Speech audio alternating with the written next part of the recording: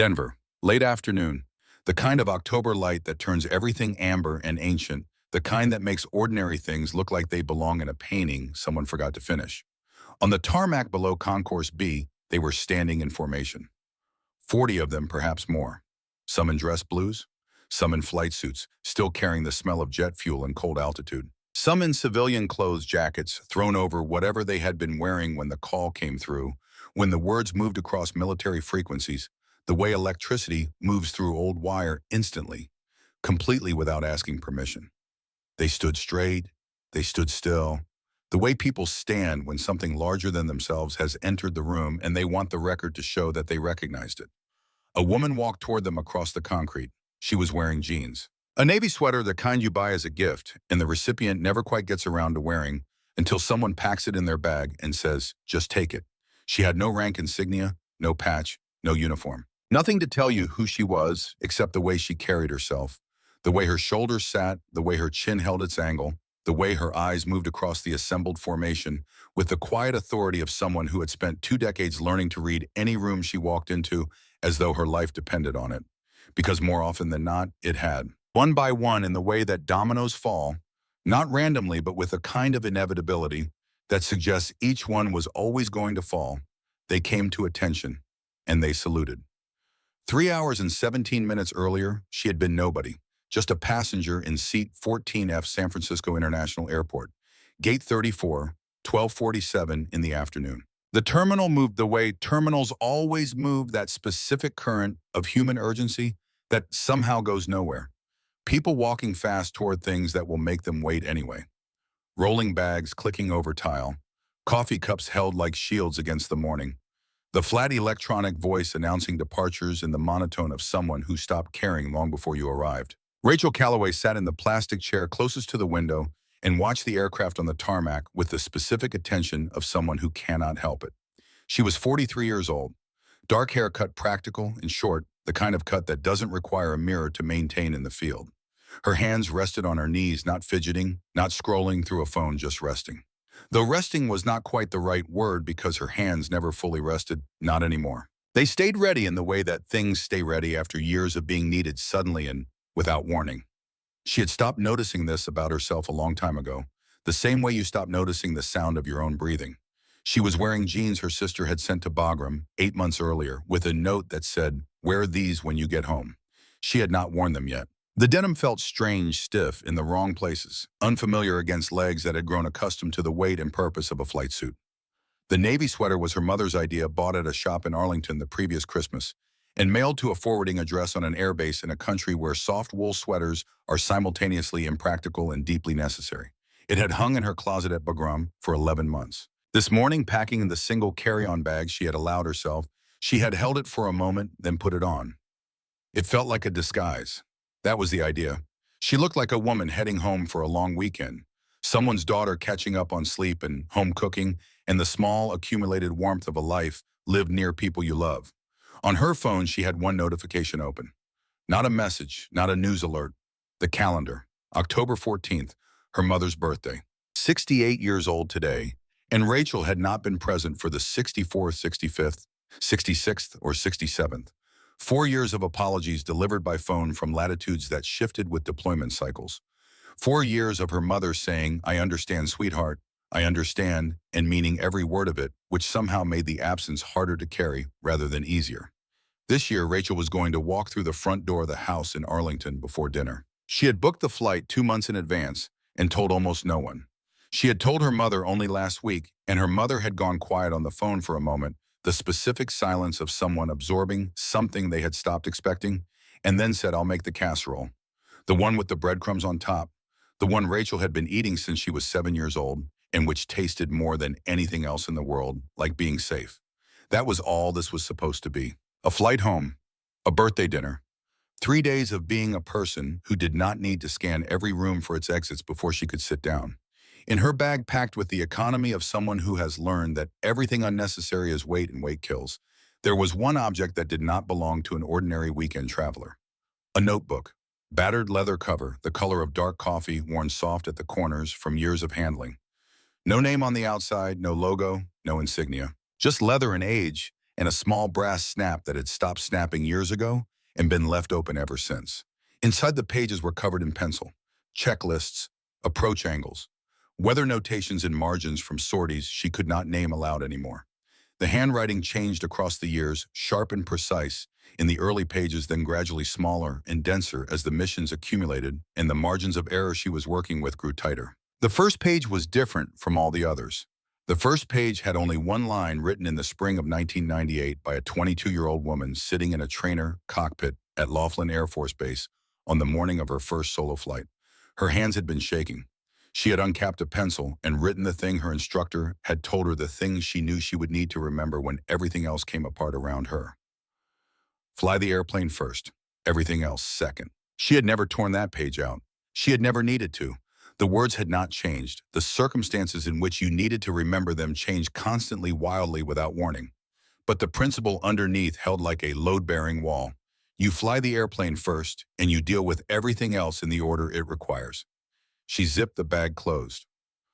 Above her, the departure board updated. United 912, San Francisco to Washington Dulles. Boarding.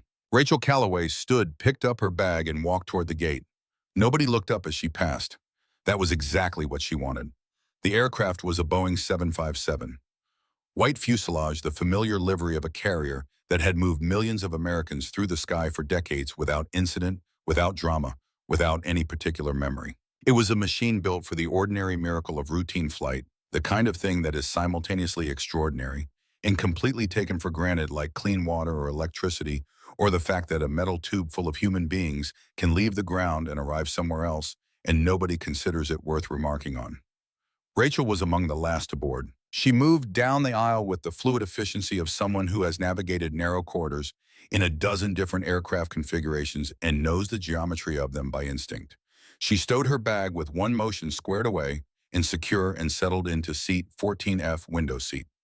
Left side, good angle on the engine nacelle and the horizon beyond it. She adjusted her position back straight, feet flat, the posture so long ago installed that she no longer chose it. It simply happened, her spine making its own decisions, regardless of what she was wearing. She rested her hands on the armrests and looked out at the tarmac. The seat beside her 14E was empty. In 14D sat a man in his mid-40s, already deep in a laptop screen, a Bluetooth earpiece blinking in his left ear. He had the compact, slightly rumpled look of someone who had spent too many years in conference rooms and not enough in daylight. His jacket was good, but wrinkled at the elbows in the particular way of someone who has used an airplane seat back as a closet too many times. She noticed his hands, the way they moved across the keyboard, precise, and practiced the way hands move when they have spent years processing technical information under time pressure. She noticed the edge of a laminated card in the front pocket of his laptop bag. Blue and white, a federal identification badge, the corner of a logo she recognized without being able to read the full text at this angle. She filed it away without deciding to.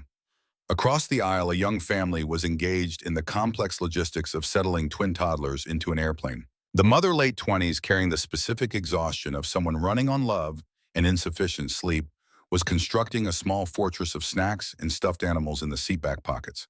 The twins, both boys perhaps 3 years old, were investigating everything within reach with the absolute fearlessness of small humans who have not yet learned that the world can be dangerous. The father was asleep before the boarding door closed. Not a restful sleep. The kind that falls on you like a weight, sudden and total. The sleep of someone who has been running on high alert for months and has only just registered that he is safe enough to stop. His head tilted at an angle that would hurt his neck later. His wallet had slipped partly from his jacket pocket. The corner of a military identification card was visible, the format she recognized without needing to see the details. Army, the particular shade, the layout, the photo placement. He was young, not much past 26 or 27, and he looked younger in sleep. The professional face he had learned to wear relaxed away to show what he had looked like before whatever he had seen. His wife, Cassie Rachel, would learn her name, eventually glanced up from the twin wrangling and caught Rachel looking.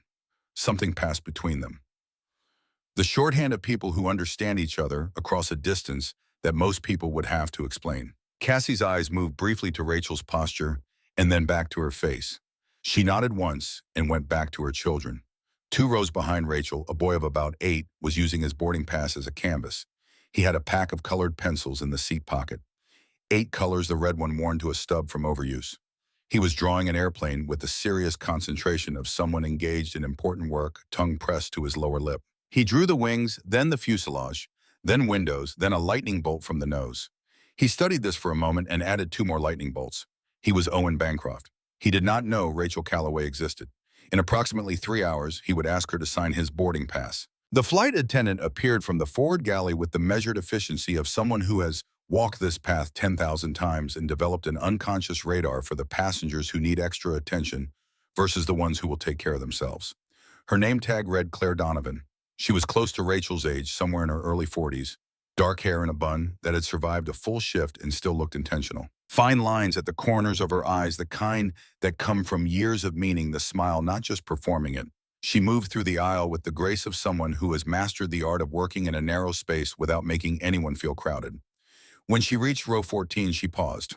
Not obviously not enough that any other passenger would notice, but she paused in the way that experienced observers pause when something registers that is not quite ordinary. The woman in 14F was sitting differently from everyone else on the airplane. Not uncomfortably, not rigidly, just with an alignment and a quality of stillness that was not relaxation. Stillness that had discipline underneath it. Claire had grown up in a Navy household and married a Navy man and spent 22 years surrounded by people who carried their service in their bodies the way the rest of the world carries posture and habit, invisibly, completely, with no way to take it off. She knew what she was looking at. During the safety demonstration, most passengers did what passengers always do. The woman in 14F watched the entire demonstration with focused attention, not the anxious attention of a nervous flyer, but the attentive attention of someone running a professional checklist, noting position and location with automatic precision. When the demonstration ended, the woman in 14F settled back and closed her eyes. Claire made a small notation in her memory and moved forward to prepare for departure. United 912 lifted from San Francisco International at 1:34 in the afternoon, right on schedule. Below the bay, spread in the flat October light, the bridge, the water, the grid of streets. The aircraft banked east, and the city gave way to brown hills, and then to farmland, and then to the long, flat interior of California stretching toward Nevada. At altitude, the world simplified. That was one of the things Rachel had always loved about flying, the way height imposed a kind of clarity. From 35,000 feet, the complications of the surface fell away. The traffic and the noise and the accumulated weight of human particularity reduced itself to patterns, the geometry of irrigation, the ribbons of highway, the clusters of town centers around which communities had organized themselves over generations. From up here, it looked like something that made sense. She pressed her forehead against the cool of the window. She had not been on a commercial flight in 14 months. The military had moved her in military aircraft, C-13 Obas, C-17 Mats. The occasional helicopter, where you couldn't hear anything except the rotors and your own thoughts if you could get them to quiet down long enough. Commercial aviation was a different universe. Quieter in some ways, louder in others. The specific white noise of recycled air, and distant engines, and the collective breathing of 100 people trying not to think about the fact that they are in a metal tube 6 miles above the ground. She had forgotten how it felt to be the one not flying. It felt strange, like sitting in the backseat of a car she had always driven. She let out a slow breath. Her mother's casserole was in the oven in Arlington. The notebook was in her bag in the overhead bin. She closed her eyes, and for the first time in 18 months, she felt her shoulders begin just barely, just at the edges, to let go. 20 minutes into the flight, Claire came down the aisle with the coffee service. She poured for the man in 14D. He accepted without looking up and turned to the window seat. Rachel had her eyes open, looking at the landscape below. She turned when she heard the cart. "Coffee, please." Her voice was quiet, unhurried.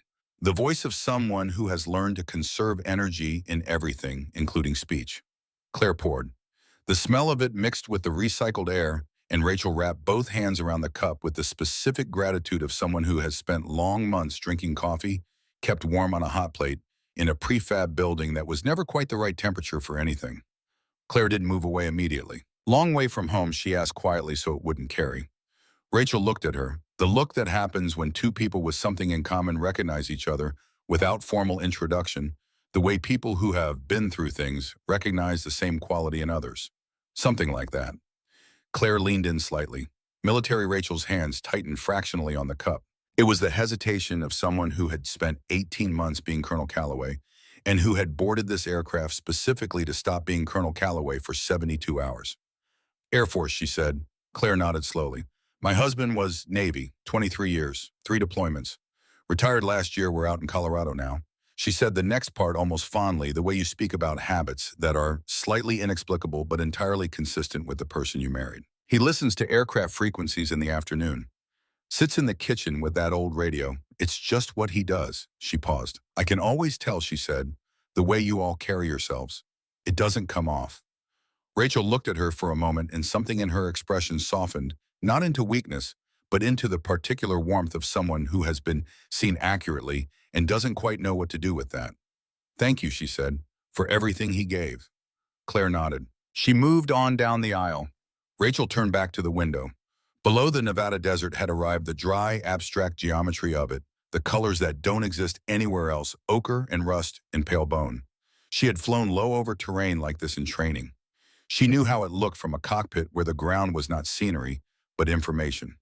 From up here, it was just America, the vast, complicated, and different American interior going on in all directions. She thought about her mother. She thought about the casserole and the birthday and the 4 years of phone calls. There was a photograph her sister had sent from last year. Her mother at the kitchen table, the same table Rachel had eaten breakfast at every morning from age 6 to 17, the same yellow walls, the same copper pots above the stove. Her mother was smiling, not the performed smile of photographs, but the real one, the one that started in her eyes. There had been an empty chair beside her in that photograph. Rachel had looked at it for a long time before putting her phone away. She reached up and touched the overhead bin, feeling through the plastic the approximate location of her carry-on, and inside it the notebook. The familiar weight of something she had carried so long, it had become part of the specific gravity of herself. She let her hand drop. She settled back into her seat. Around her, the aircraft moved through clear air at 35,000 feet. The engines held their steady note. The man in 14D typed something urgent. Owen Bancroft finished his third lightning bolt and appeared satisfied. Travis Whitmore slept the boneless sleep of someone who had finally registered that he was safe enough to stop. His wife Cassie managed their sons with the quiet competence of someone who had been managing alone for a long time and had stopped counting the difficulty of it. Rachel Calloway sat in the seat 14F and tried to remember what it felt like to be invisible. She was for the moment succeeding. She had no way of knowing how few minutes remained. She had no way of knowing that in something under an hour the aircraft around her would begin to come apart in a specific way she had encountered before, and that every year of the career she had been trying to leave at the gate in San Francisco would converge on this aluminum tube in the afternoon sky above Colorado. She had made the decision about who she was a long time ago. But she would have to make it again. She always did. Outside, America continued beneath her, endless and worth every single thing she had ever given it. The engines held their note. The air was clear. For now. The vibration came at 3:47 in the afternoon. Rachel felt it before she heard it, before the conscious part of her mind had finished translating sensation into language. It moved through the airframe the way sound moves through bone, not through the air, but through the structure of the thing itself conducted by metal and rivets, and the 80,000 components that had to function in precise coordination for this aircraft to remain where it was. Her eyes opened. She straightened in her seat, looked out the window. The engine nacelle on the left wing looked normal. The trailing edge was clean. The sky was clear in every direction. The engines held their note, but the note had something underneath it, now a harmonic that didn't belong too low in frequency to be anything the passengers around her would classify as concerning. They would classify it as a bump if they noticed it at all. She classified it as the beginning of something. She had heard this frequency once before, not in a 757. In an F-16 over Kandahar province in the third hour of a night sortie, when the hydraulic pump had begun its failure spiral so gradually that her instruments showed nothing wrong for 4 minutes, while the aircraft was already starting to lie to her about what it could do. She had felt it then, the same way she felt it now in the place below conscious thought, where the body keeps its own separate record of danger. She pressed her palm flat against the window frame and felt the vibration pulse through her hand. Irregular, too slow for turbulence, too persistent for debris strike. Around her, the cabin continued its ordinary life. Daniel Wharton in 14D was typing. Across the aisle, Cassie Whitmore had gotten both boys settled with tablets and headphones. Travis Whitmore was still asleep, his hands fractionally more open than they had been an hour ago. Owen Bancroft appeared to be adding a fourth lightning bolt and then thinking better of it. Nobody else felt anything. That was the thing about knowing what to listen for. Sometimes the warning was loud, and panic distributed itself democratically across 100 people at once. Sometimes the warning was quiet, a frequency that only reached the people who had spent enough years failing to recognize it in time to know exactly what it meant. Rachel watched the engine for 2 minutes. Then she reached up and pressed the call button. Claire Donovan appeared from the forward galley within 30 seconds. She looked at Rachel's face and her own expression performed a recalibration that no other passenger would have noticed, but that Rachel recognized as the look of someone updating their assessment. She leaned down. "Something's wrong with this aircraft," Rachel said. Her voice was flat, the voice of someone delivering information, not seeking reassurance. "I can feel it in the airframe. The hydraulic system, primary, possibly secondary already." Her voice stayed at the same register. "I need a word to get to the cockpit, not an alarm. They need to run their hydraulic pressure checks right now if they haven't in the last 10 minutes. Claire looked at her for a moment. Then she nodded once and moved forward. Rachel turned back to the window. The vibration pulsed again, slightly stronger. She began to count the intervals. She was at 47 seconds when the man in 14D stopped typing. She noticed it the way you notice silence after noise, its absence more informative than its presence had been. She turned slightly and saw him sitting with his hands resting on his keyboard, his eyes no longer on the screen, his head at the particular angle of someone listening for something they cannot locate. He had felt it. He reached up and removed the earpiece from his left ear. He sat very still. Rachel watched him without appearing to watch him. She saw his eyes go to the ceiling, then the floor, then the window. She saw him do the calculation. She had already done the sequence of assessment that belongs to people who have spent years inside the specific language of how aircraft fail. He reached into his laptop bag for a pen. He looked at the cocktail napkin on his tray table. He wrote 4 lines, deliberate and compact. He folded it once. He held it up when Claire came back down the aisle. Claire stopped. She looked at the napkin. She looked at him. Something in his face communicated what his words were about to confirm. Claire took the napkin. She glanced at Rachel. She moved forward without stopping. Rachel looked at Daniel Wharton. He was already replacing his earpiece, returning his gaze to his screen, the posture of a man who has done what he could do from where he was, and is now waiting with the patience of someone who understands that some outcomes are not his to control. She did not know his name yet. She did not know what he had written. She would learn later that it said secondary hydraulic failure rate in this series is 40% faster than Boeing's standard model. Pressure loss is nonlinear after first threshold. If primary is compromised, they have substantially less time than the standard checklist assumes. Tell them to use the manual protocol, not the digital. She would learn that he had spent 11 years as an accident investigator for the Federal Aviation Administration before moving to the private sector, and that in those 11 years he had walked the wreckage of 7 aircraft whose hydraulic systems had failed in the exact sequence he was now watching begin. He had written reports about each of them, detailed, precise, filed with an agency that had incorporated his findings into updated guidance that had then not been fully distributed to all relevant maintenance contractors. A failure of a different system. The bureaucratic kind that operates slowly and without drama until the moment it produces a consequence, visible enough to make its failures undeniable. He knew what he was looking at. He had done what he could. The vibration came again, and this time the coffee in Rachel's cup moved. Across the aisle, Travis Whitmore's eyes opened, not slowly, not in the gradual way of a man sleeping off exhaustion. His eyes opened the way a soldier's eyes open when something in the environment has changed immediately, completely, with the alertness of a nervous system that has spent months assuming the world was actively dangerous and has not yet learned to stop. He looked at the ceiling. He looked at the window. He looked at his wife and children who had not noticed anything. Then he looked across the aisle at the woman in the window seat. He had seen her photograph at FOB Chapman, posted on a wall in the operations center among a dozen others pilots who had flown close air support for infantry units in the surrounding provinces. Her photograph was different from the others. Not the official portrait with the dress uniform. Someone had pinned up a candid shot Rachel Calloway on the flight line at Bagram, in her flight suit helmet under her arm, talking to a group of junior officers who were all leaning slightly toward her, the way people lean toward a source of heat without realizing they are doing it. He had looked at that photograph when his unit came back from the operation at Chapman, when he understood afterward what had happened in the sky above them during those hours to keep them alive. He was looking at the same face now. Rachel met his eyes. She saw the recognition. She saw him take in the posture and the alertness in the way she was watching the aircraft around her, the way he had learned to watch a perimeter. He didn't say anything. He didn't need to. He reached out and laid his hand over Cassie's hand gently. She looked at him. The compressed shorthand of two people who have learned to read each other without full sentences pass between them. She reached over and quietly turned down the volume on both boys' tablets. The grinding came without warning, not the vibration, something larger and more absolute. A sound from deep in the aircraft's structure, the specific register of metal under stress that has passed whatever threshold exists between straining and failing. It traveled up through the floor in the seat frames and into the bodies of everyone aboard in a way that was impossible to mistake for anything ordinary. It lasted 3 seconds. In those 3 seconds, heads came up across the cabin. Conversations stopped mid-sentence.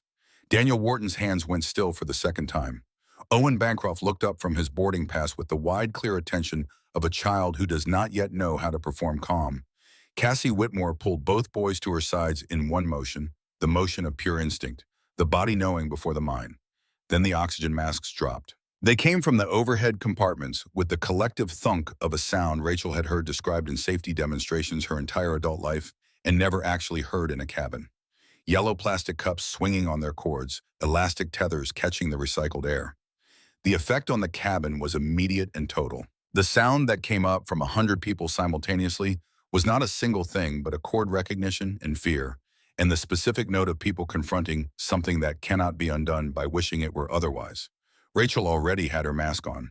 One motion automatic and complete before the sounds around her had resolved into anything coherent. Captain Garrett Halsey's voice came over the intercom. It was the voice of a man who had spent 23 years learning to remain calm in situations designed to make that impossible. It was very nearly convincing. Ladies and gentlemen, we are experiencing some technical difficulties and are taking precautionary measures. Please remain in your seats with your seatbelts fastened and follow all instructions from the flight crew. Technical difficulties.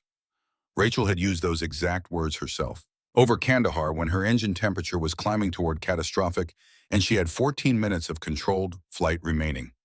Over the Hindu Kush, when her hydraulic pressure was bleeding out at a rate that told her she had perhaps enough control authority to reach friendly airspace if she made no mistakes. Not one and none. For the next 11 minutes, technical difficulties. The professional euphemism that every pilot learns, the understatement that keeps the cabin functioning when the truth is too large and too immediate to deliver to 100 people who are not trained to receive it. She was already unbuckling when the aircraft's nose pitched down, not the gradual, deliberate pitch of a cleared descent. The lurching, unsteady pitch of flight controls no longer responding with authority, operating in the diminished range of a system trying to function after the mechanism of its function has failed. The angle increased. The angle kept increasing. Rachel stood up. She moved through the aisle the way she had moved through situations with no good options, decisively, without hesitation. Her body committed to the direction while her mind completed the calculation. She was in the forward galley before anyone around her had processed that she had moved. Claire Donovan was there, her hands steady in the way that takes everything you have to achieve. Rachel said, "I need to talk to the captain." Claire said, "Ma'am, FAA regulations. I'm a pilot, United States Air Force. I've dealt with this specific failure before, multiple hydraulic system failures, exactly this pattern. I know what they're looking at right now, and I know something they may not have accounted for." Her voice was flat and even stripped of everything except what was necessary. "Every second we spend on this conversation is a second they don't have." Claire looked at her, the full measure of a person taken in the time it takes to draw a breath. She was thinking about her husband. She was thinking about 11 years of flight crews and the 4 times she had made a judgment call that turned out to be the right one. She was thinking about the napkin in her pocket and the woman who had been the first to feel the vibration in the military bearing that absolutely did not come off. She reached for her master key. "Follow me," she said. Rachel took the interphone handset from its cradle as she passed. She depressed the button, and her voice came from every speaker simultaneously, and the effect was immediate, not because of volume, but because of the quality of certainty that some voices carry and some do not. "Ladies and gentlemen, my name is Rachel Calloway. I am a colonel in the United States Air Force. I need everyone to listen carefully and stay calm. You are in good hands. The flight crew is working this problem right now, and I am going to help them. Your job, the most important job on this aircraft at this moment, is to breathe. Stay seated and trust the people who are trained for exactly this situation. That is all I need from you." The cabin went quiet in the way a room goes quiet when someone has said the thing that is true. Not silent, but the quality of the sound changed, from the incoherent noise of fear to something more like tension, which is fear with a direction, fear that has been given something to hold on to. Claire unlocked the cockpit door. Inside, it was smaller than she expected, as commercial cockpits always were, the familiar compression of everything within reach. Every instrument placed for efficiency in a space designed for two people to manage an enormously complex machine in the narrowest possible margin. Captain Garrett Halsey in the left seat, First Officer Meredith Crane in the right. Both of them working with the grim, focused intensity of professionals performing emergency procedures from memory while understanding exactly how slim their margins had become.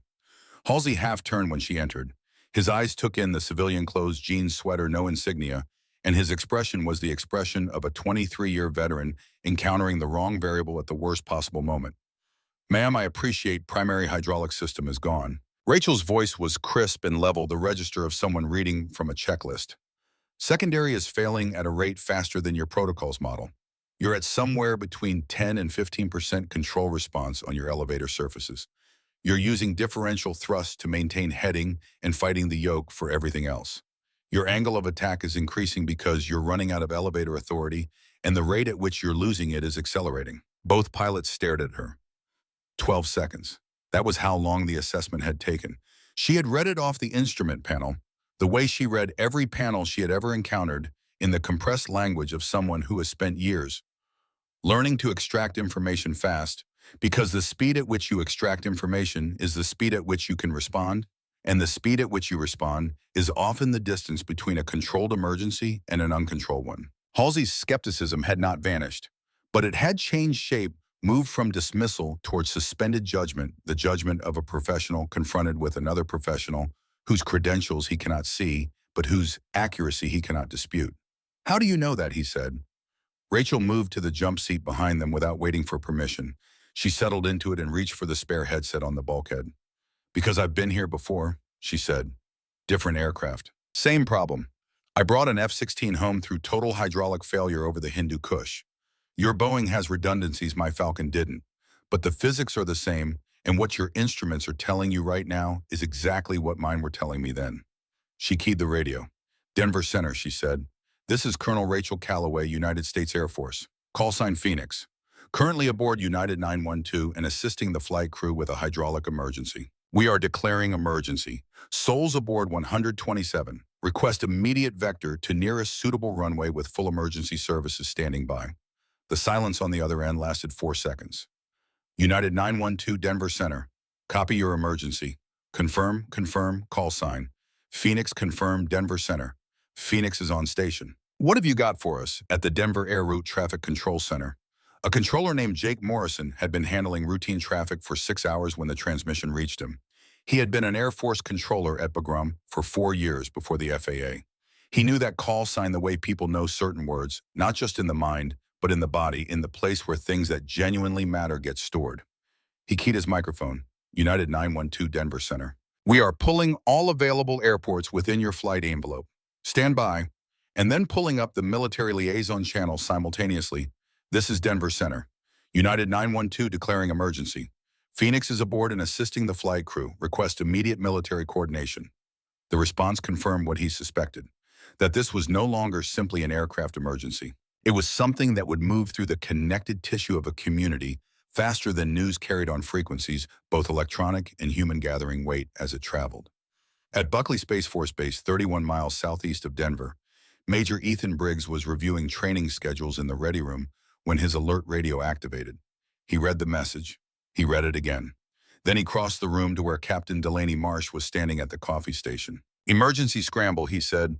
"Guardian Angel mission." She set down her coffee. "What's the situation?" "Damaged civilian aircraft." He paused, 1 beat. "Phoenix is aboard. She's helping fly it." Delaney Marsh was 29 years old and had grown up in a military family, raised on the stories that circulate through the aviation community, the way legends circulate through every community, condensed and sharpened by retelling until they contain more truth than fact. She knew the Phoenix stories the way she knew the names of mountains. Not because someone had sat her down and told them, but because they were simply part of the landscape she had entered. She was already moving toward her gear. Within 4 minutes, 2 F-22 Raptors were rolling down the runway at Buckley, their afterburners fracturing the Colorado afternoon into sound and light. As they climbed toward the intercept point, Briggs was coordinating with Denver Center, thinking about the aircraft he was flying toward. and the woman he had never met but felt in some way difficult to articulate that he knew.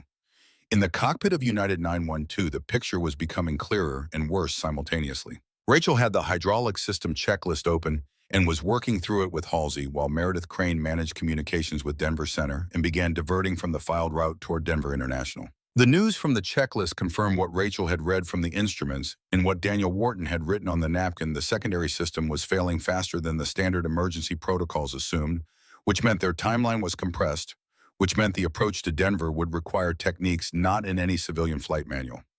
She explained this to Halsey and Crane in the flat, direct language of people managing a shared problem with limited time. Halsey listened and asked two questions.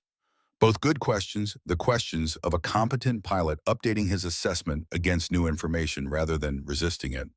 Crane absorbed everything without comment, adding items to her mental checklist with the methodical precision of someone who has decided to be steady and is executing that decision with everything available to her. Over the radio, a new voice entered the frequency. General Diana Foster was at 31,000 feet over eastern Nevada, aboard a military transport being repositioned to Andrews when the transmission reached her aircraft. She was reviewing quarterly operational reports when the words came through the overhead speaker. Call sign Phoenix. She looked up. Her aide said, General, we're getting reports from Denver Center. I heard it. She set down the report. How long to Denver? We're being rerouted now. About 40 minutes, ma'am. Get me a secure line to Peterson. She needed to make a call not because of the emergency itself. The crew of United 912 was handling the emergency, but because of something more specific. Rachel Calloway was a military officer aboard a civilian aircraft, and what she was doing now, taking an operational role in the management of a civilian crisis, existed in a regulatory space that required authorization from a flag officer. Without that authorization, Rachel was acting outside her sanctioned parameters, which Rachel certainly knew. Which meant Rachel had made the calculation that saving 127 lives was worth whatever came after. She was right. She was also going to have the paperwork to prove it. Foster picked up the secure handset. This is General Foster. I need to authorize emergency military assistance for an ongoing civilian aircraft emergency. United 912 out of San Francisco. I need this on record immediately and transmitted to Denver Center and to the cockpit of that aircraft. Colonel Calloway has my full authority to render whatever assistance she deems necessary. She paused. And tell Peterson to have everything ready. Whatever everything is. She set the handset down and looked out the window at the enormous blue sky. Somewhere ahead of her, at the controls of a Boeing 757 with failing hydraulics and 127 souls aboard, a woman in jeans and a navy sweater was telling an airline captain how to fly an airplane with no hydraulics using techniques she had developed in the wreckage of experiences that nobody had prepared her for, except experience itself. Foster had known Rachel Calloway for 11 years. She had read every after-action report Rachel had ever filed, including the 3 that described in characteristically understated prose incidents that should have killed her and hadn't. She was not worried about the aircraft. She was in the way of people who genuinely care about those they send into danger, worried about the person. In the cabin of United 912, the sustained fear had produced a particular kind of quiet, not the initial noise of panic, but the compressed stillness that arrives when people have exhausted the first response and reached something they cannot act upon and must simply endure. Cassie Whitmore had both her boys in her lap, which was logistically improbable and entirely non-negotiable. They were frightened not by the concept of danger, which they lacked the framework to process, but by the emotional texture of the adults around them, the quality of the silence, the absence of the continuous small reassurances that adults provide almost without knowing they're providing them. Travis Whitmore was fully awake, the deep fatigue of his return flight burned off by the chemical change that happens when a body understands it may be needed. He sat with feet flat on the floor and hands on his thighs and eyes moving between his family, the window, and the forward galley where the woman from the poster had gone and not come back.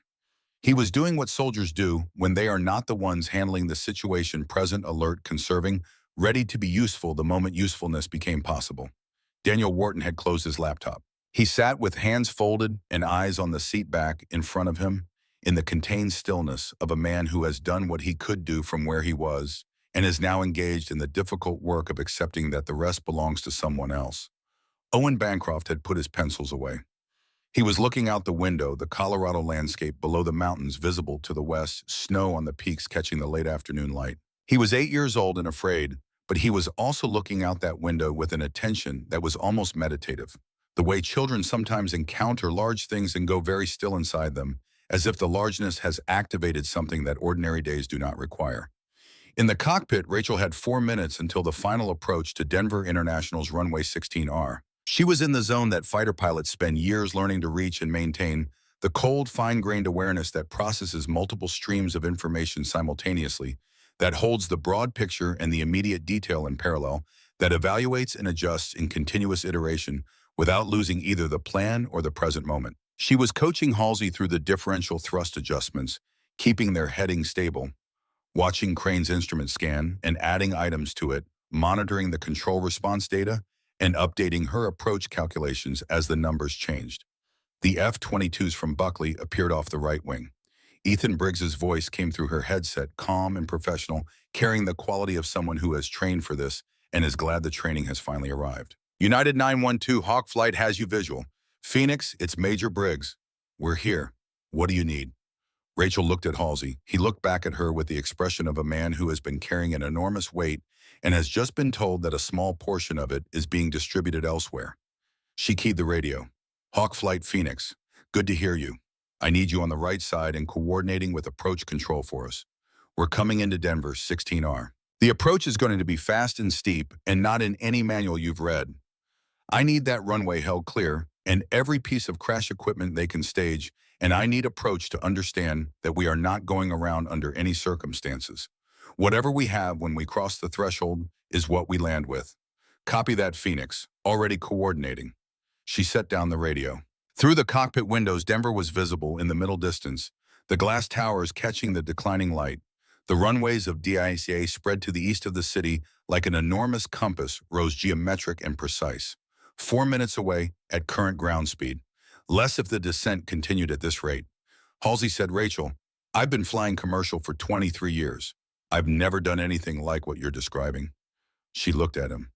Neither have I, she said, in this aircraft, but I've done the equivalent. And you've been flying this specific aircraft for 23 years. I've been flying broken ones for most of my career. Between us, we have everything we need. He nodded once, the nod of someone who has made a decision and is finished deliberating. She turned back to the instruments. 4 minutes, 3.5. The runway was visible through the forward windshield. She had approximately 30 seconds in which nothing required immediate action. She looked at her hands. Resting on the jump seat arm rests the navy wool of the sweater her mother had bought the hands themselves, steady the hands of a woman who had spent her career trusting them to do what she needed in conditions that did not allow for error. She thought about Arlington. She thought about her mother standing in the kitchen, checking the casserole, looking at the clock, doing the recalculation that parents do when they are expecting someone they love and have learned not to assume arrivals until they happen. She thought about 4 years of phone calls beginning with the same apology. She thought about the empty chair in the photograph. She thought, I am going to land this airplane and I am going to get in a car and drive to Arlington, and I am going to sit in that kitchen in this sweater she bought me and eat that casserole and tell her as much as I am permitted to tell her, and she will listen the way she has always listened, and it will be enough. She reached down and opened her bag from the floor. She took out the notebook, the soft, worn leather warm from proximity to her body during the flight. She opened it to the first page. The words were exactly as she had left them. Not fainter, not changed. 7 words written by a 22-year-old woman on the morning she understood that aviation was not about the sky, but about the decision to enter it. She had written them down because she was young and afraid and knew she would need them. She had needed them today. She held the notebook for a moment. Then she closed it, returned it to her bag, and set the bag at her feet.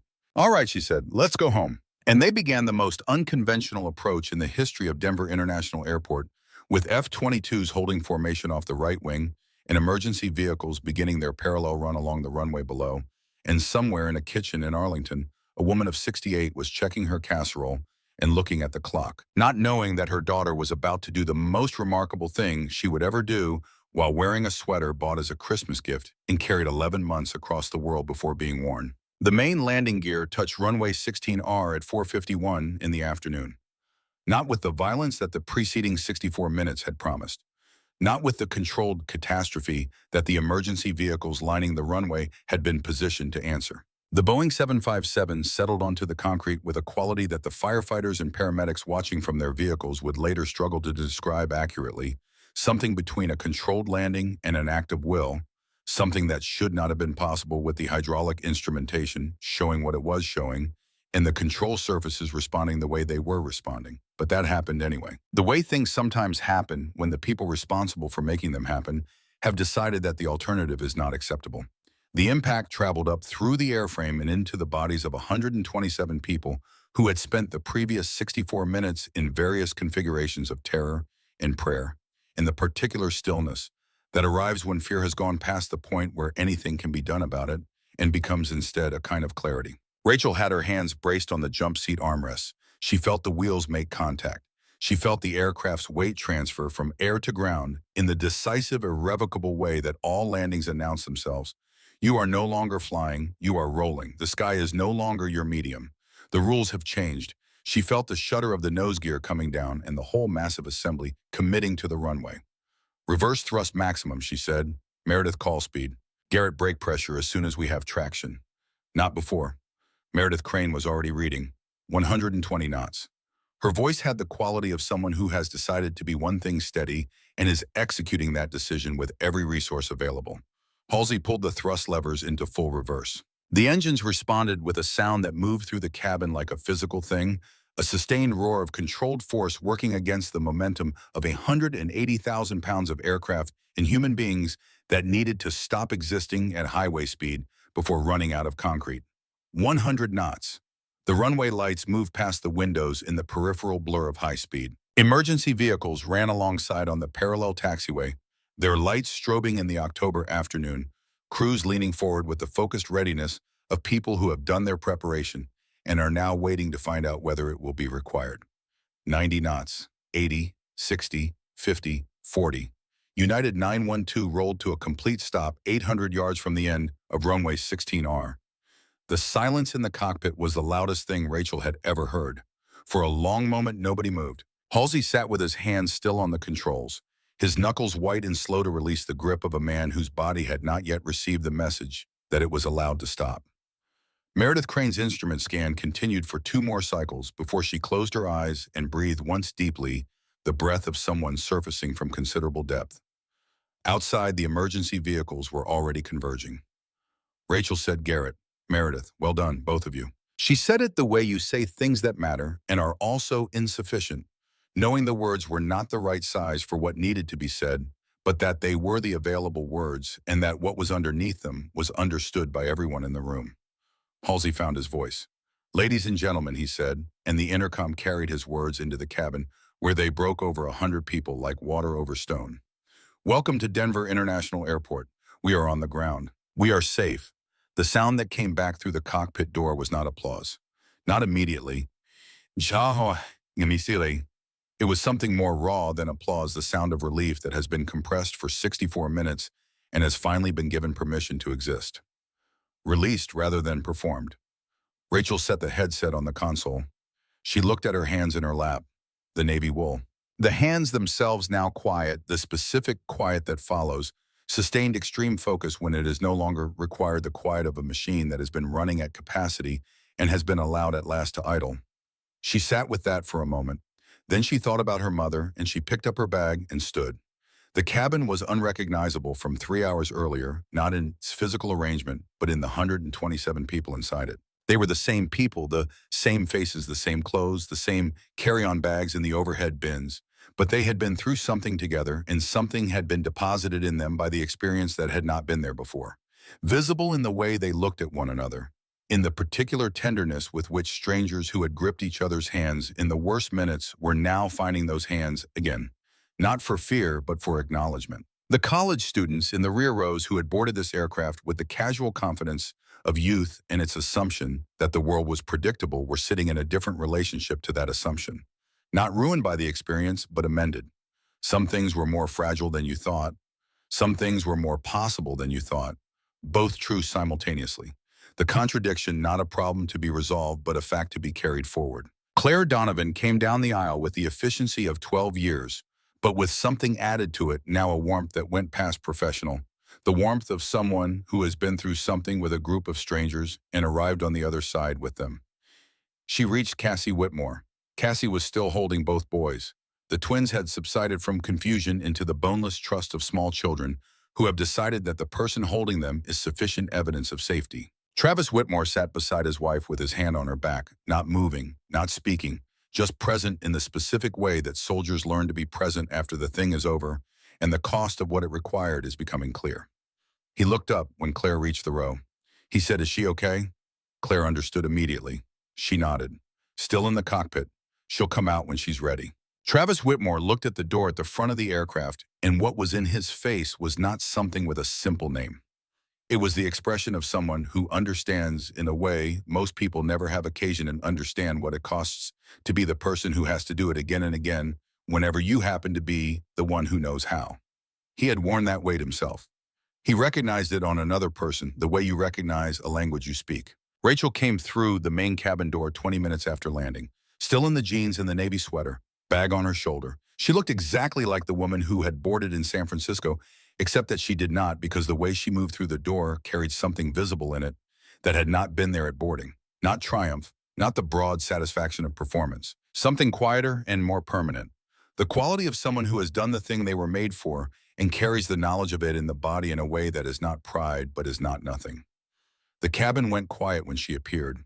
She stood at the forward end of the aisle and looked down at the faces turned toward her.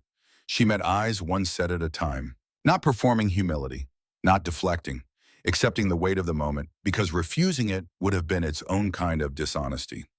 At the bottom of the portable stairs, the October air hit her like something physical. Cold.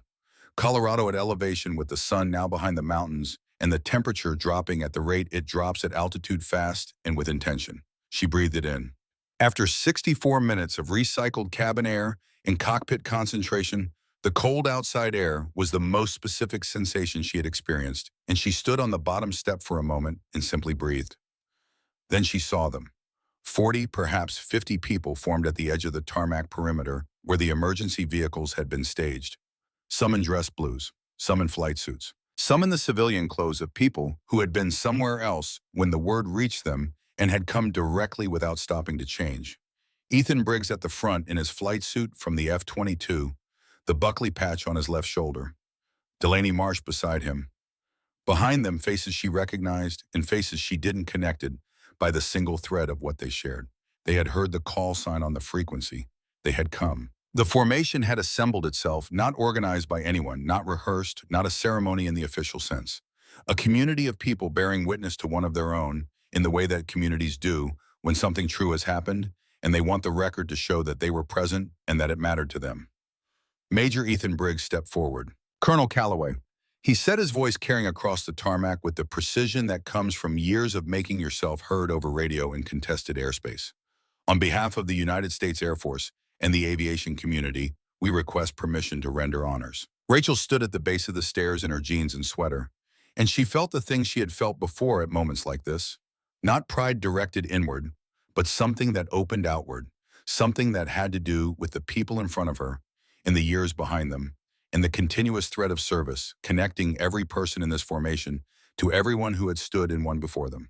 "Permission granted," she said. Briggs brought his right hand up in a salute, and the formation followed, not in perfect unison, because they hadn't rehearsed it, but in sequence the way a note becomes a chord when the right voices join it, each one adding something until the whole was something none of them could have made alone. Rachel stood straight. She brought her right hand up. She held the salute the way she had held it for 21 years, through the Academy's rigid early mornings when such things were new and impossibly important, through promotions and deployments, and the decorated moments and the undecorated ones, through the funerals of pilots she had loved and the homecomings of pilots she had saved, and all the ordinary, unremarked days that military service is mostly made of. At the edge of the tarmac, Travis Whitmore brought his hand up alongside the formation. Not required to, not asked to.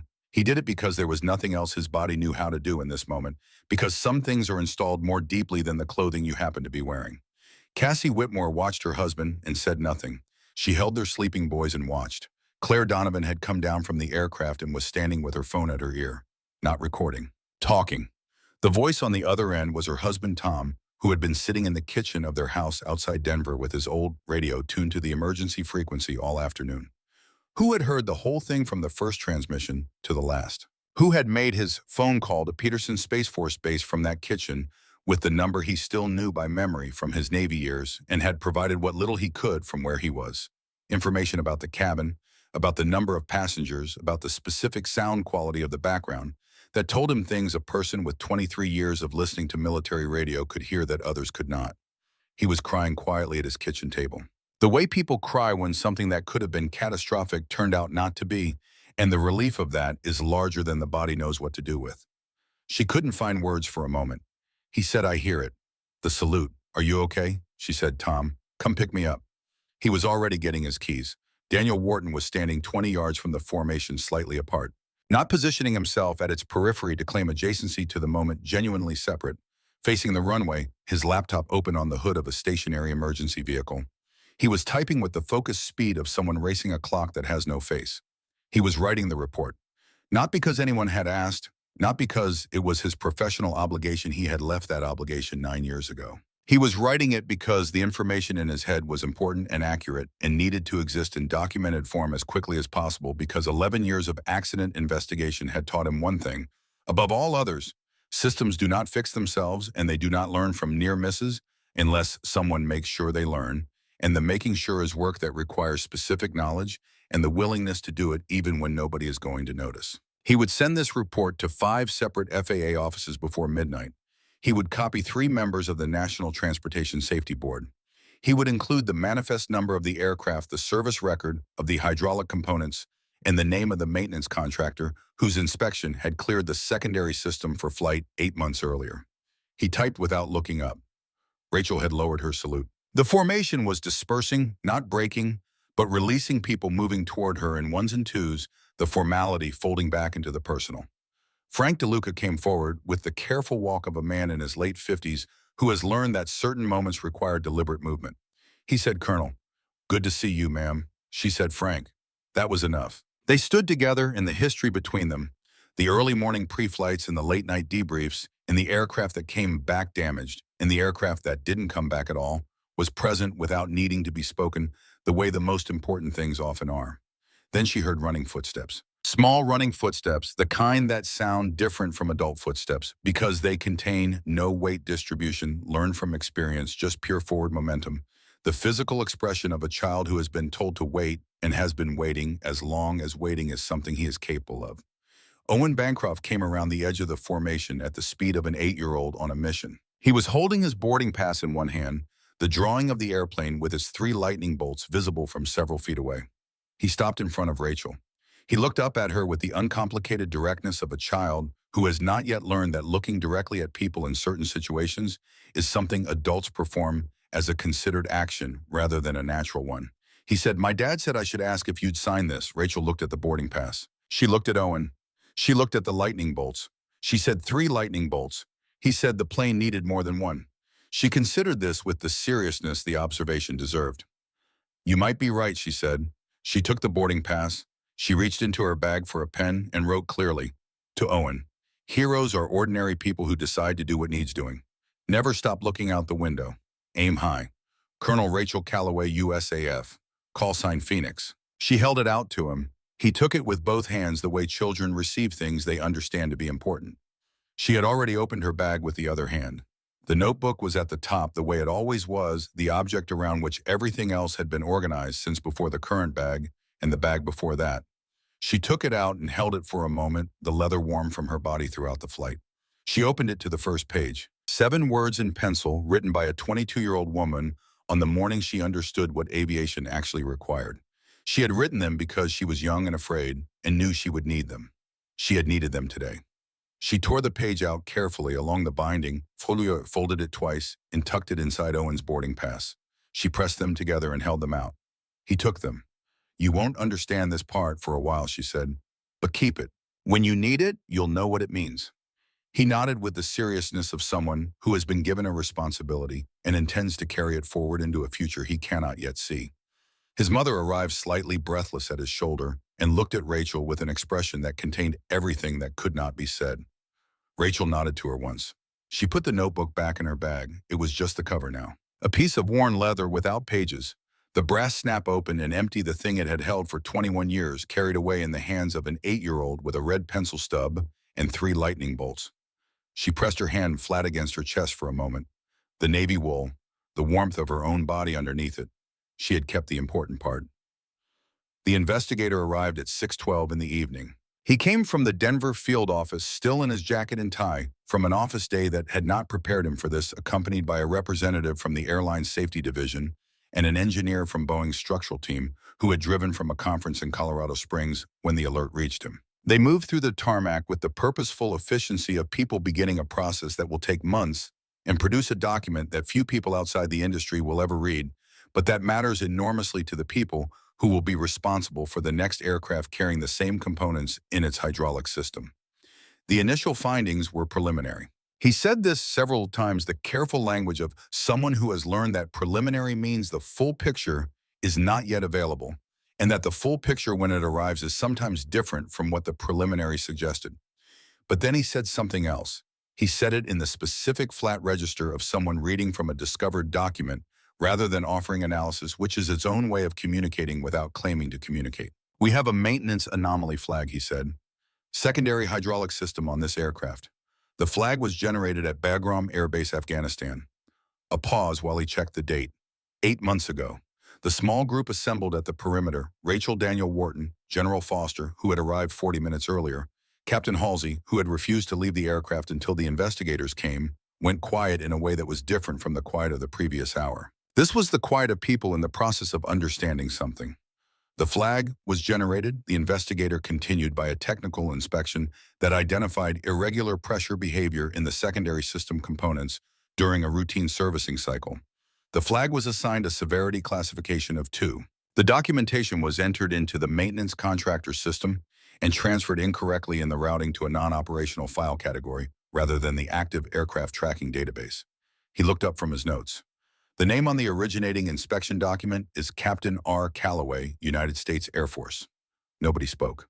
Daniel Wharton looked at the investigator. Then he looked at Rachel. His face held the expression of a man who has spent 11 years in a profession defined by trying to prevent the thing that had just happened, reading the record of a system that had failed to prevent it, and understanding that the failure was not random, that it had a specific shape. The shape of a report filed correctly by the right person at the right time, and then routed to the wrong place by a process that nobody had caught, because the process did not have a face that made its failures visible until a consequence made them undeniable. He had written about this shape before in documents that sat in filing systems and had not been read by the right people at the right time.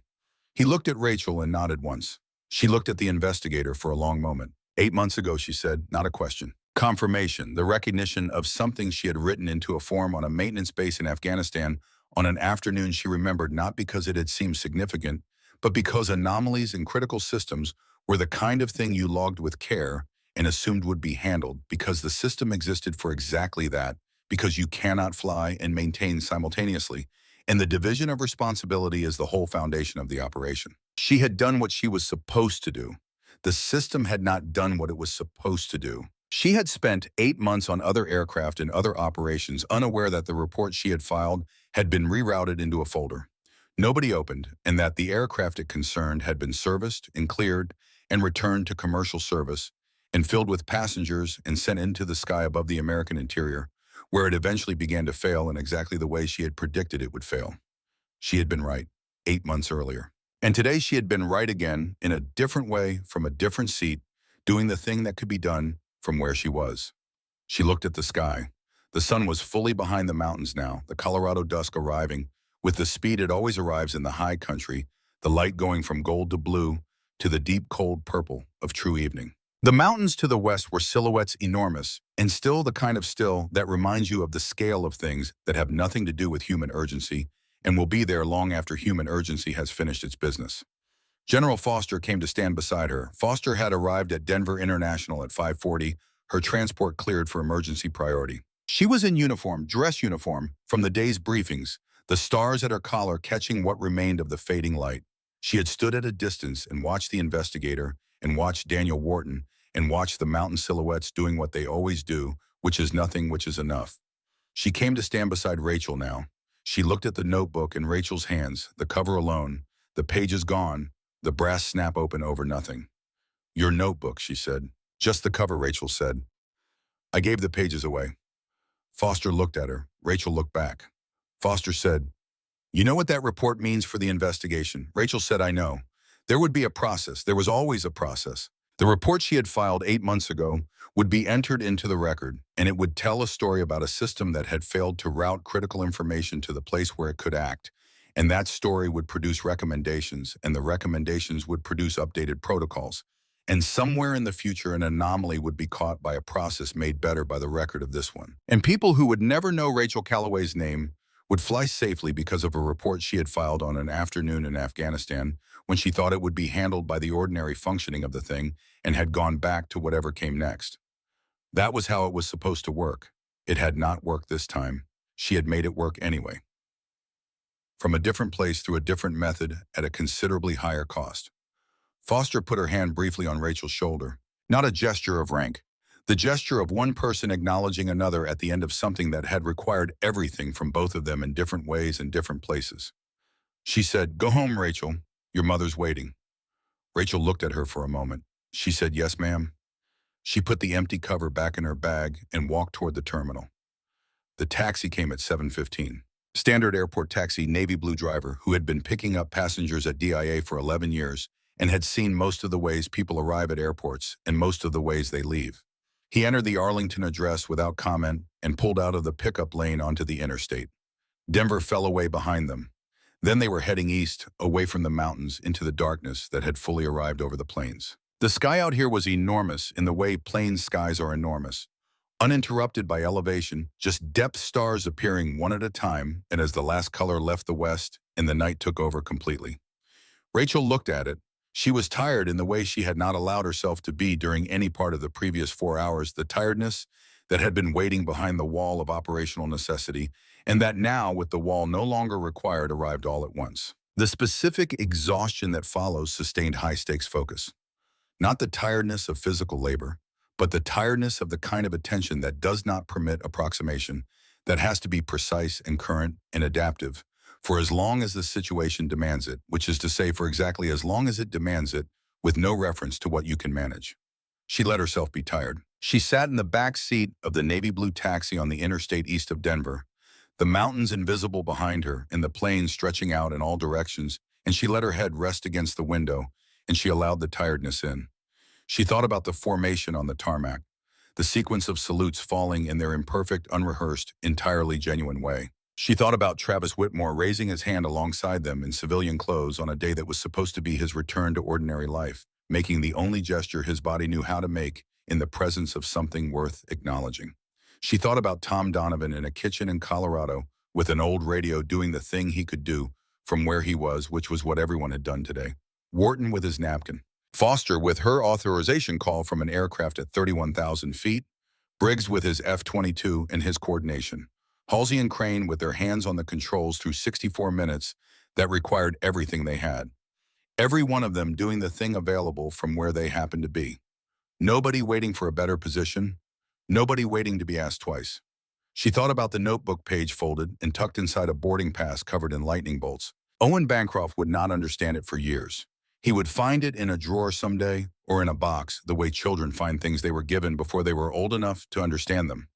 He would read the 7 words, fainter by then, because pencil acknowledges tinting in a way that ink does not, and something in them would connect with whatever his life had brought him to by that point, and he would understand that the sentence was never about airplanes. Or maybe he would become a pilot.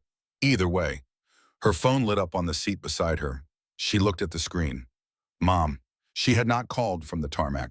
She had meant to, and then there had been the formation and Owen and the investigator and General Foster, and the call had gone unmade.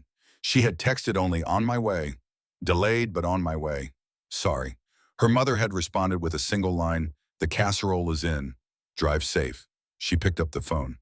Mom, sweetheart. Her mother's voice was the voice it had always been warm and steady, in the way of a woman who has spent 68 years developing patience as a discipline and warmth as a practice, not a performance. I saw something on the news. Are you all right? I'm all right. A pause, the kind that has assessment in it, that is using the silence to hear what is not being said. You were on that flight, not a question. Rachel looked out at the dark plains rolling past, the stars multiplying as her eyes adjusted.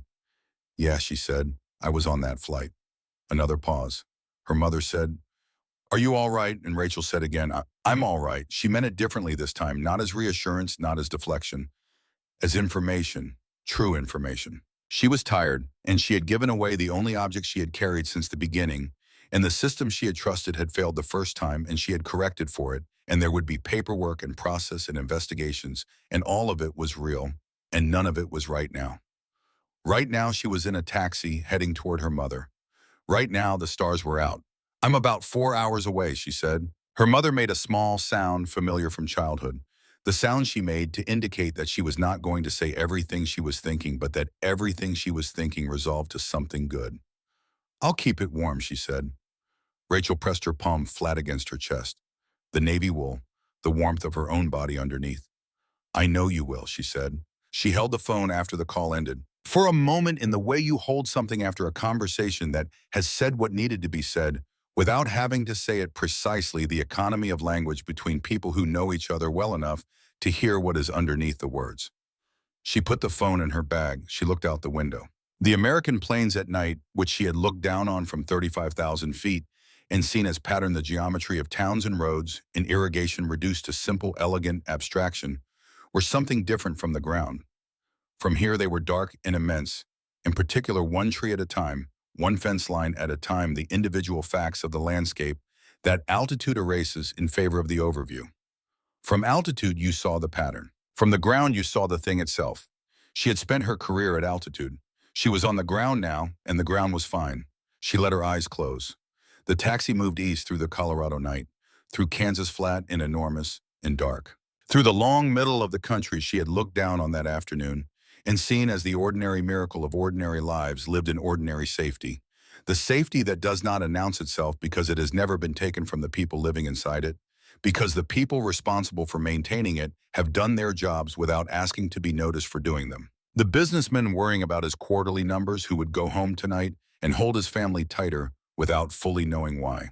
The young mother managing her children who would tell the story of this flight for the rest of her life, who would find herself at some future dinner table saying, "You have no idea," and reaching across for her husband's hand. The boy with the pencils and the boarding pass and the absolute conviction that the airplane needed more than one lightning bolt, who would someday open a drawer and find a piece of paper with 7 words on it in someone else's handwriting and feel the specific weight of a gift that was waiting for him to grow into it. All of it was the thing she had been guarding without ever quite naming it that way.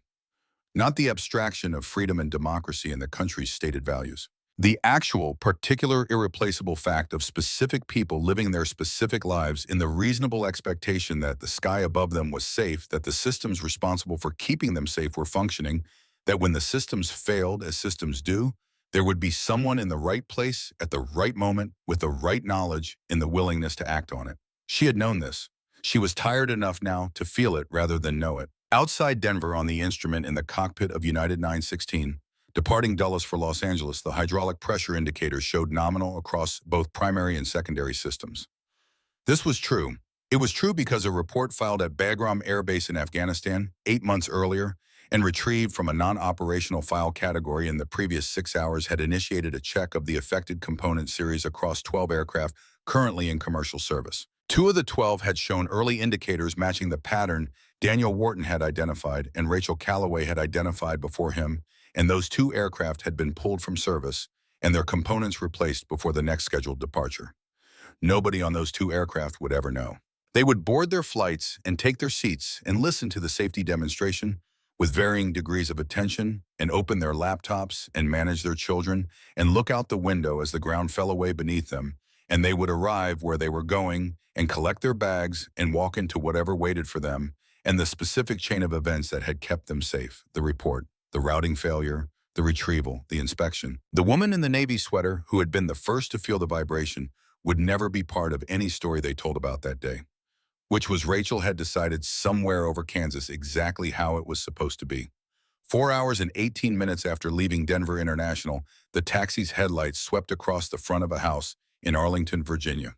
Yellow walls visible through a lit kitchen window. The shadow of copper pots on a pale ceiling. The shape of a woman standing at the door before the car had fully stopped the door open.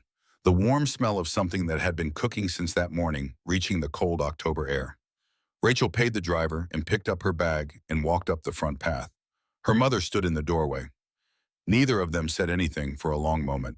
Then her mother reached out and touched the sleeve of the navy sweater, the one she had bought the previous Christmases, The one she had mailed to a forwarding address on a base 11 time zones away, the one that had hung unworn for 11 months and been carried across the country and put on that morning as a disguise, and worn through one of the most extraordinary afternoons in the history of Denver International Airport without ever ceasing to be at its core. Simply the sweater a mother had chosen for her daughter because she knew the color would suit her. "You wore it," her mother said. Rachel looked at her, this woman of 68 years, with her steady warmth and her 4 years of empty chairs and her infinite patience that was not passive but chosen renewed daily, an active and deliberate orientation toward the people she loved that had never asked for acknowledgement and had never stopped. "I did," Rachel said. Her mother stepped back to let her in. The kitchen was warm, the casserole was on the table, the copper pots hung above the stove where they had hung for longer than Rachel could remember, and the yellow walls were the yellow they had always been, and the chair that had been empty in 4 consecutive birthday photographs was right where it had always been waiting. Rachel set her bag down inside the door. She sat down. Her mother set a plate in front of her and sat across the table and looked at her daughter. Really looked the way parents look at their children after a long absence, doing the particular accounting of love that measures not just presence but costs, the invisible arithmetic of what it takes to become the person your child has become and what it takes on your end of it to love that person through the becoming. She didn't ask about the flight, not yet. She would eventually, and Rachel would tell her what she could tell her, which was most of it, and her mother would listen the way she always had, without flinching, without the trembling that the details sometimes produced in people who had spent their lives at a safer distance from this kind of work. She would listen until the end, and then she would say something small, and it would be enough. But right now she poured the coffee and passed the bread and watched her daughter eat. Outside, the Arlington night was quiet in the way that cities are quiet late on weekdays. Not silent, but settled, the ambient sound of a community at rest. Somewhere above it, aircraft navigation lights moved in their steady arcs against the stars. The ordinary traffic of a sky that was safe tonight, that had been kept safe by systems and by people, and by the specific unrepeatable convergence of both that sometimes, not always, but sometimes manages to be exactly what the situation requires. Rachel Calloway sat in her mother's kitchen in the navy sweater and ate the casserole that had been waiting since that morning. She did not think about the report or the investigation or the process that would follow or the briefings that would be required or the commendations that would be offered or the story that would be told about this day in ready rooms and operation centers for years to come. She would think about all of those things. They would require thinking about. But not tonight. Tonight she thought about the 7 words on the notebook page, which were now somewhere in the pocket of an 8-year-old boy who had drawn 3 lightning bolts on his boarding pass and had decided on reflection that the number was correct. She thought about Tom Donovan at his kitchen table with his old radio, doing the thing that was available to him from where he was, which turned out to be enough. She thought about Travis Whitmore raising his hand in civilian clothes on the tarmac, the salute that nobody had asked for, and that was perhaps for exactly that reason the truest one. She pressed her hand flat against her chest for a moment. The wool, the warmth. She had kept the important part. Her mother refilled the coffee without being asked. The copper pots hung in their places. The yellow walls held the light. And outside, far above the houses and the streets and the ordinary accumulated facts of the lives being lived in them, the sky was full of aircraft moving in their steady arcs between the cities of the world, carrying ordinary people toward their ordinary destinations, trusting as people trust electricity and clean water and the ground beneath their feet, that someone somewhere had made sure the systems were functioning. Tonight they were.